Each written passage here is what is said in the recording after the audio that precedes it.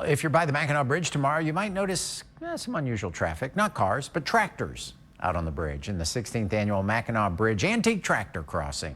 Families from all over Michigan are participating, and a family from Saginaw brought their patriarch, 101-year-old Karsten Gosen, who still farms with his family and drives his original 1961 John Deere. He's very healthy. He has been his whole life.